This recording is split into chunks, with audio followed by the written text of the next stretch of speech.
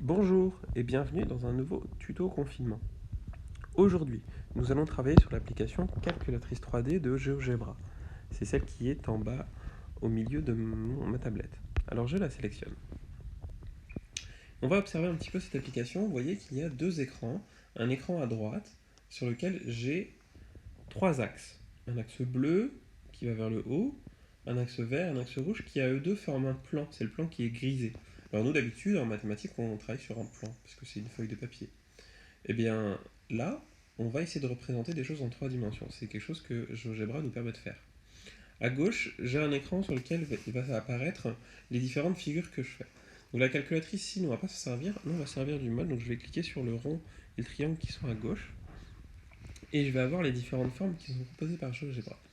Mon objectif aujourd'hui, ça va être de construire d'abord un prisme droit. Alors pour faire un prisme droit, je vais commencer par sélectionner un polygone. Donc je vais aller dans ligne et polygone, c'est ici, et je vais prendre polygone.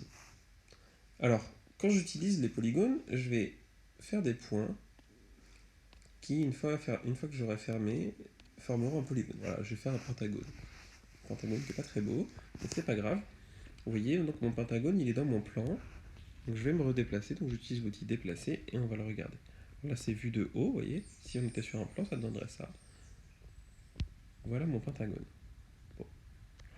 Mon but, c'est de faire ce pentagone-là en trois dimensions, c'est-à-dire je vais pouvoir l'extruder pour faire un prisme. Alors, tous les outils pour faire des prismes et des solides sont dans les outils solides.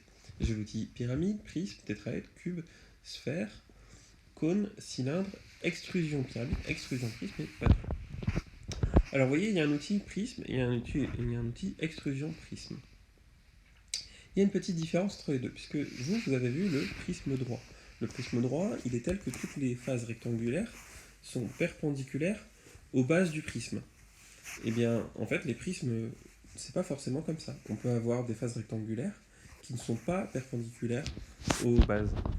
Alors, pour faire des faces perpendiculaires, il faut prendre l'outil extrusion prisme. Alors, je prends cet outil-là, je vais cliquer sur la face que j'ai faite, et il me demande une hauteur. Si je fais une hauteur, par exemple, de 4 cm, et voilà. Et j'ai un prisme. Alors là, il a décidé de faire ma figure vers le bas. C'est pas grave, on va l'observer. Parfois, il l'utilise vers le haut, parfois, il fait vers le bas. J'ai jamais trop compris pourquoi. Et voilà ce que ça donne. Vous voyez, j'ai bien un prisme droit.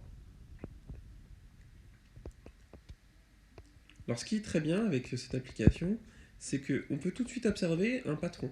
Alors, je vais prendre l'outil ici, patron. Et puis, je vais cliquer sur mon prisme droit.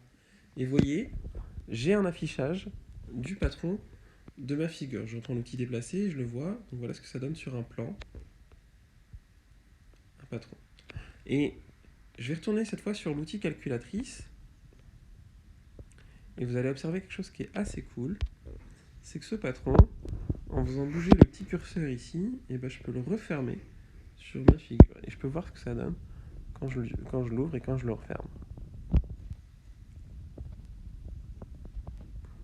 Voilà. Alors ça, c'était pour le patron et le prisme droit. Et donc, je peux faire des prismes droits avec n'importe quelle forme. Ici, j'ai fait avec un pentagone, je peux faire avec un hexagone, avec un triangle, un quadrilatère, etc., etc. Toutes les formes, ça marche. Voilà pour le prisme droit. Je peux l'agrandir. Vous voyez le patron qui change aussi au fur et à mesure. Je peux réduire la hauteur. Je peux déplacer les points par rapport à ma face aussi.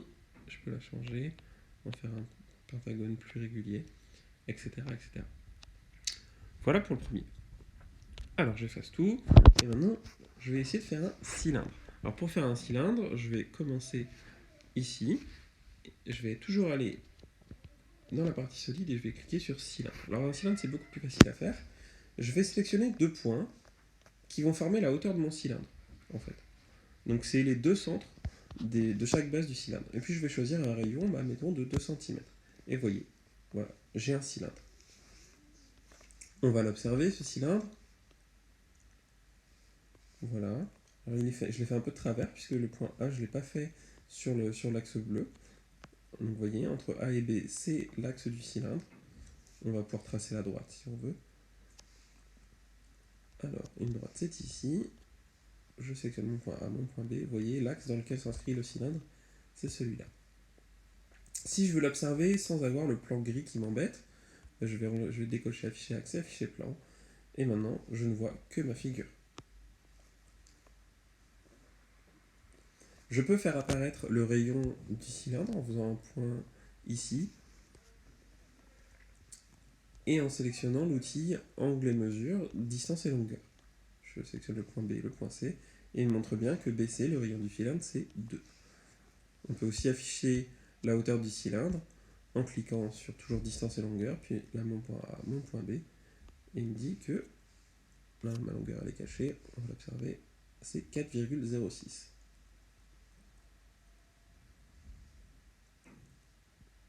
Voilà, c'est tout pour ce tuto confinement. À bientôt.